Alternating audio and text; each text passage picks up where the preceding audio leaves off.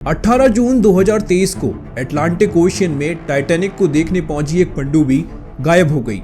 इस बात ने पूरी दुनिया में हलचल मचा दी। ओशन गेट नाम की कंपनी की बनाई टाइटन पनडुब्बी अचानक कैसे गायब हुई? उस दिन समुद्र में ऐसा क्या हुआ कि टाइटैनिक के पास जाते ही वो पनडुब्बी गायब हो गई? क्या इस जगह में कोई राज छिपा है? इस घटना के पीछे साइंस है या कुदरत का कोई खेल? राम राम, मेरा नाम है गजेंद्र। आप सभी का हमारे चैनल पे स्वागत है। अगर आप इस चैनल पे नए हैं तो इस वीडियो को लाइक करके इस चैनल को सब्सक्राइब कर दीजिए।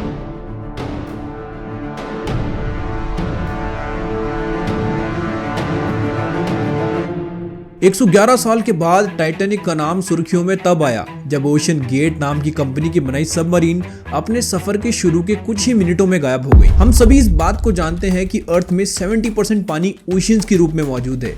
दुनिया के सबसे बड़े 5 ओशियन बेसिन्स हैं: पैसिफिक, अटलांटिक, इंडियन, आर्कटिक और सदर्न ओशियन। लेकिन यूनेस्को की एक रिपोर्ट के मुताबिक 70% पानी होने के बाद भी हम उसमें से 5% को भी एक्सप्लोर नहीं कर पाए हैं। इसका सबसे बड़ा रीजन है प्रेशर।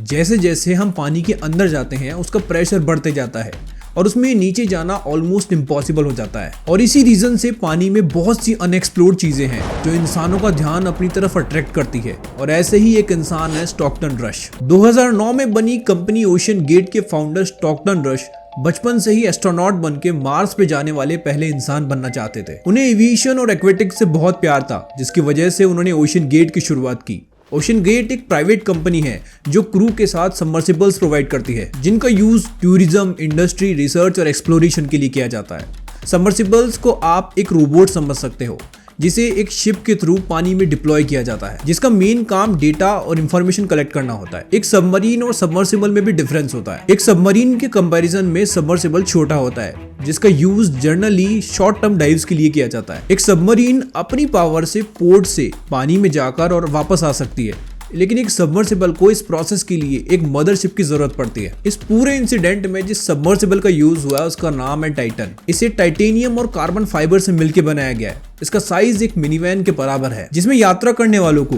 बिना किसी सीट या चेयर के उसके फ्लोर पर बैठना पड़ता है। इस सबमर्सिबल की लेंथ 6.7 मीटर यानी लगभग 22 फीट थी और 5 लोगों की कैपेसिटी के साथ इसमें 96 आवर्स की ऑक्सीजन मौजूद थी। 23,000 पाउंड यानी लगभग 10,432 किलो की सबमरीन लगभग 13,100 फीट तक पानी में डाइव करने में सक्षम है, जो कि एक सेफ जोन है, क्योंकि टाइटैनिक के जिस हिस्से तक उसे पहुंचना है वो लगभग 12,500 फीट पे मौजूद है। 2 करोड़ पर पर्सन के टिकट के हिसाब से 18 जून को टाइटन अपना सफर शुरू करती है, जिसमें 5 लोग मौजूद हैं। कंपनी के सीईओ और फाउंडर स्टॉकटन रश, एक ब्रिटिश बिजनेसमैन और एडवेंचरर हमीश हार्डिंग, पाकिस्तान की एक रिचेस्ट फैमिली के 2 मेंबर शहजादा दाऊद और सुलेमान दाऊद, और एक former French navy diver Paul Henry. 8 दिन और 7 रातों के इस सफर के लिए सभी 5 लोग लगभग 1 महीने से तैयारी कर रहे थे। सफर के शुरू होने के 1 घंटा और 45 मिनट के बाद ही टाइटन का कनेक्शन अपनी मदरशिप से टूट गया।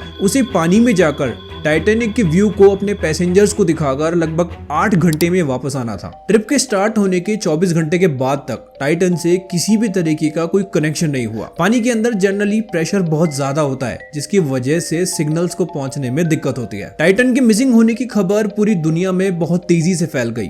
यूएस कोस्ट गार्ड की बहुत कोशिशों के बाद उन्हें उसके कुछ छोटे छोटे टुकड़े मिले। 22 जून को ओशन गेट ने ऑफिशियली अनाउंस किया कि उस यात्रा में जो 5 लोग थे वो अब इस दुनिया में नहीं रहे। टाइटन का टेल कोन कोस्ट गार्ड्स को टाइटैनिक से 1600 फीट दूर मिला। इनिशियल रिपोर्ट्स के हिसाब से इस इंसिडेंट का रीजन कैटास्ट्रोफिक इम्प्लोजन को बताया जा रहा है। इम्प्लोजन एक प्रोसेस है जिसमें एक ऑब्जेक्ट स्क्वीज या कोलैप्स होकर पूरी तरह से डिस्ट्रॉय हो जाता है।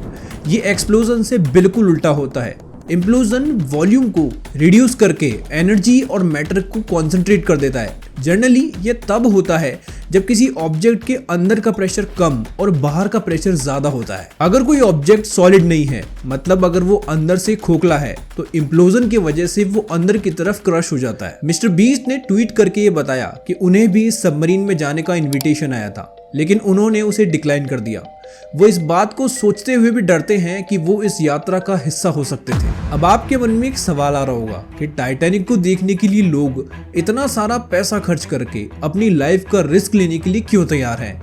इस सवाल का जवाब जानने के लिए आपको टाइटैनिक के बारे में जानना होगा। आज से लगभग 111 साल पहले 10 अप्रैल 1912 को इस दुनिया का सबसे famous ship RMS Titanic Southampton England से न्यूयॉर्क की तरफ अपनी यात्रा शुरू करता है। $7.5 मिलियन से बना यह जहाज उस वक्त में सेफ्टी और लग्जरी के हिसाब से सबसे बेहतरीन बताया जाता था। इस जहाज की कमान संभाल रहे हैं कैप्टन एडवर्ड जे स्मिथ। इसकी जोरदार एडवर्टाइजिंग और लग्जरी के कारण इसमें बहुत से सेलिब्रिटीज और बिजनेसमैन मौजूद हैं, जो इस शिप पर रेस्टोरेंट, जिम और पूल जैसी सर्विसेज के मजे ले रहे हैं। जिस रास्ते से ये जहाज जा रहा है उस पानी में बहुत से आइसबर्ग्स मौजूद है और इस बात की वार्निंग उन्हें उनसे आगे चल रही शिप्स लगातार दे रही है। लेकिन अनसिंकेबल का एक टैग लिए ये शिप अपनी उस स्पीड को मेंटेन करके एक रिकॉर्ड सेट करने की कोशिश कर रहा है। अपनी सेफ्टी ड्रिल्स को नजरअंदाज करके कैप्टन उस सफर को जारी रखते हैं। 14 अप्रैल को रात के वक्त अचानक उनके सामने एक आइसबर्ग आ जाता है। जब तक वो उस पे कोई एक्शन ले वो उससे टकरा जाते हैं। उस टक्कर के बाद भी लोगों को सिचुएशन नॉर्मल लगती है क्योंकि इस शिप को तो अनसिंकेबल का टैग मिला हुआ है। कोलिजन बहुत जोरदार होता है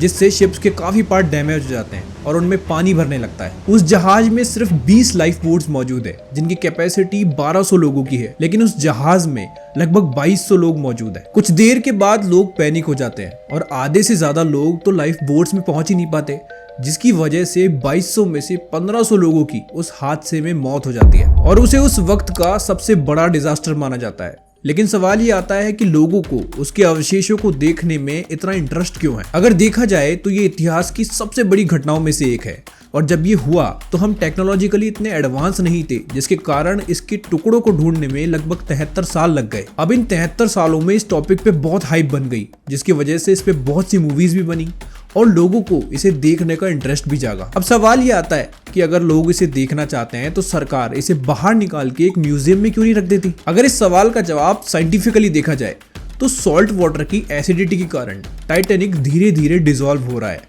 और अगर उसमें थोड़ी सी भी छेड़छाड़ की गई तो वो पूरी तरह से डिस्ट्रॉय हो सकता है। यूनेस्को की एक रिपोर्ट के मुताबिक टाइटैनिक के अवशेष 2050 तक पूरी तरह से डिसॉल्व हो जाएंगे। शायद यही रीजन लोगों में इसे विटनेस करने का रोमांच पैदा करता है। क्या अगर आपको ऐसे किसी सफर पे जाने का मौका मिले तो आप जाना चाहेंगे? आज की वीडियो के लिए सिर्फ इतना ही।